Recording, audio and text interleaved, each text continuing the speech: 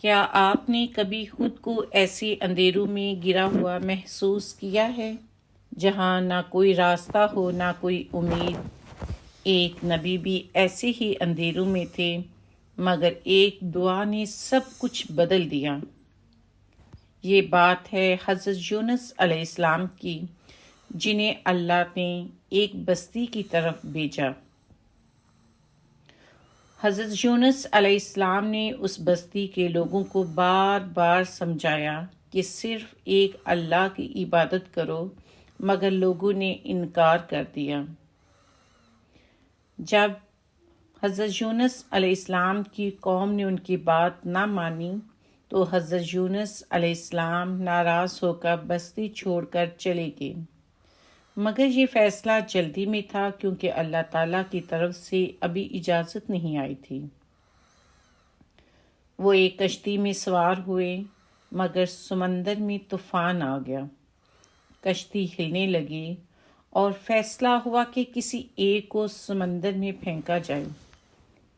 بات کرے پر آئی، 3 بار کرا نکالا گیا اور تینوں بار نام حضرت یونس علیہ السلام کا آیا۔ حضرت یونس نے خود کو سمندر میں ڈال دیا اور پھر ایک بڑی مچھلی نے انہیں نگل لیا، مگر یہ اللہ کا حکم تھا، اس لیے وہ محفوظ رہے۔ اب وہ 3 اندھیروں میں تھے، رات کا اندھیرا، سمندر کا اندھیرا اور مچھلی کے پیٹ کا اندھیرا۔ کوئی آواز نہیں، کوئی روشنی نہیں، کوئی مدد نہیں۔ تب انہوں نے ایک دعا مانگی جو ہمیشہ کے لیے مثال بن گئی، لا الہ الا انت سبحانک انی کنت من الظالمین۔ اے اللہ، تیرے سوا کوئی معبود نہیں، تو پاک ہے اور بے شک غلطی میری تھی۔ اور پھر اللہ نے ان کی دعا قبول کی۔ اللہ نے مچھلی کو حکم دیا اور حضرت یونس علیہ السلام کو ساحل پر نکال دیا گیا۔ یہ واقعہ سورۃ انبیاء میں بھی بیان ہوا ہے۔ جب مچھلی نے ان کو ساحل پر نکال دیا تو وہ کمزور تھے، تو اللہ نے ان کے لیے ایک درخت اگا دیا۔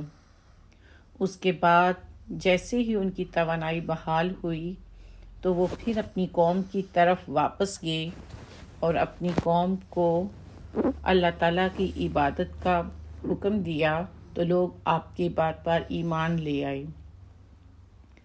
یہ کہانی ہمیں کیا سکھاتی ہے؟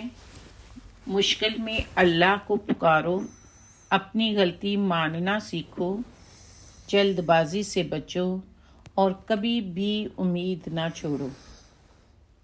اگر ایک نبی اندھیروں سے نکل سکتا ہے تو ہم کیوں نہیں؟ بس اس کے لیے اس دعا کو دل سے پڑھنا ہے۔ یہ دعا پریشانی، غم اور مشکلات کو دور کرنے کے لیے بہت مؤثر ہے، دل کو سکون اور اطمینان دیتی ہے، اللہ سے معافی مانگنے اور اپنی غلطی تسلیم کرنے کا بہترین ذریعہ ہے۔ جو شخص اخلاص سے یہ دعا پڑھتا ہے، اللہ اس کی مشکلات آسان فرماتا ہے۔ اللہ تعالی ہمیں آیت کریمہ کی برکتیں نصیب فرمائے اور ہماری تمام مشکلات آسان فرمائے۔ آمین۔ اللہ حافظ۔